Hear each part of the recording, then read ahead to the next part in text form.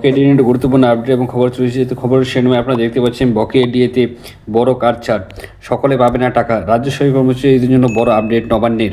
Supreme কোর্টের কড়া নির্দেশের পর কিন্তু অবশেষে 2008 থেকে 2019 সাল পর্যন্ত মধ্যবর্তী কিন্তু সময়ের বকেয়া ডিএ মেটাতে উদ্যোগী হয়েছে রাজ্য সরকার। গত 13 মার্চ অর্থ দপ্তর থেকে বিজ্ঞপ্তি জারি করেছে এবং 996F এবং 996F-এ জানানো হয়েছে যে এই যে দীর্ঘ সময় ধরে বকেয়া ডিএ মিটিয়ে দেওয়া হবে কয়েকটি পর্যায়ে।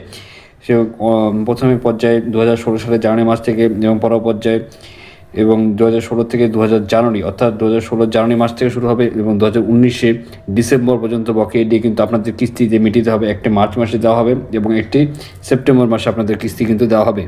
এবার অর্থ দপ্তরের নতুন পোর্টাল এবং এসিপিও বকেয়া ডিএ মেটানোর জন্য ইতিমধ্যে কিন্তু অর্থ দপ্তরে একটি বিশেষ পোর্টাল চালু করা হয়েছে এবং ড্রয়িং অ্যান্ড ডিস্ট্রিবিউশন অফিসারদের ডিডিওদের নির্দিষ্ট স্ট্যান্ডার্ড অপারেটিং ফিজিটি এসওপি নির্দেশিকা জারি হয়েছে। এই নির্দেশিকা অনুযায়ী কিন্তু কর্মচারীদের বকেয়া ডিএ হিসাব হিউম্যান রিসোর্স ম্যানেজমেন্ট সিস্টেম অর্থাৎ HRMS এর মডিউলের মাধ্যমে কিন্তু সরাসরি প্রস্তুত করা হবে।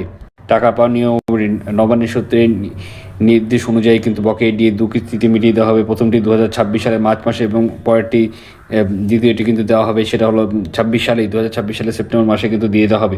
এবার টাকা পাওয়ার ক্ষেত্রে কর্মচারীদের শ্রেণী বিভাগ কিন্তু করা হচ্ছে। আপনারা দেখতে পাচ্ছেন গ্রুপ ABC থেকে কিন্তু সরাসরি প্রভিডেন্ট ফান্ড অর্থাৎ GPF-এ টাকাটা জমা হবে এবং পরবর্তী 24 মাসের মধ্যে আগে তা তোলা যাবে না। গ্রুপ ডি কর্মচারীদের এবং পেনশনভোগীদের সরাসরি তাদের ব্যাঙ্ক অ্যাকাউন্টে কিন্তু টাকাটাকে প্রদান করে দেওয়া হবে। কেন অনিশ্চয়তা কর্মচারীদের মধ্যে বিতর্কের সূত্রপাত হয়েছে অনুদানপ্রাপ্ত গ্র্যান্ট এইড ইন্টারন্যাশনাল কর্মচারীদের নিয়ে, যেখানে রাজ্য সরকারের শিক্ষাকর্মী, পঞ্চায়েত এবং পৌরসভা স্বস্বাস্থ্য কর্মীদের কিন্তু ডিএ জন্য দাবিদার রয়েছেন তারা।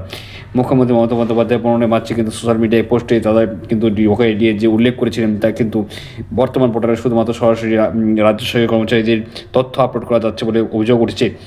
অর্থ দপ্তরে যে জারি করা হয়েছে তাতে 998F মডারাম জানানো হয়েছে যে এইসব প্রতিষ্ঠানের কর্মচারীদের সংশ্লিষ্ট প্রাতিষ্ঠানিক দপ্তরগুলিতে দ্রুত সংগ্রহ করতে বলা হয়েছে এবং তাদের প্রদানে বকেয়া ডিএ প্রদানে পদ্ধতি এবং মডেলিটি পরবর্তীতে বিজ্ঞপ্তিতে জানানো হবে বলেই জানানো হয়েছে। আর এই পরবর্তী শব্দটির অর্থে কিন্তু সংশয় রয়েছে কর্মচারীদের মহলে।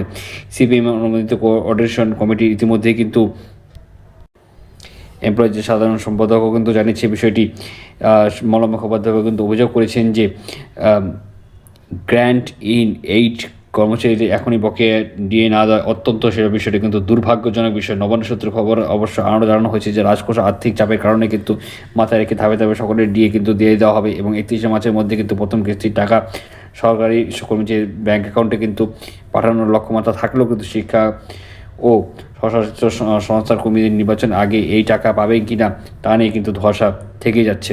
তো আশা করি আজকে ভালো লাইক করবেন, শেয়ার করে, যারা সাবস্ক্রাইব করে পাশে অবশ্যই। জয় হিন্দ, বন্দে মাতরম। ধন্যবাদ।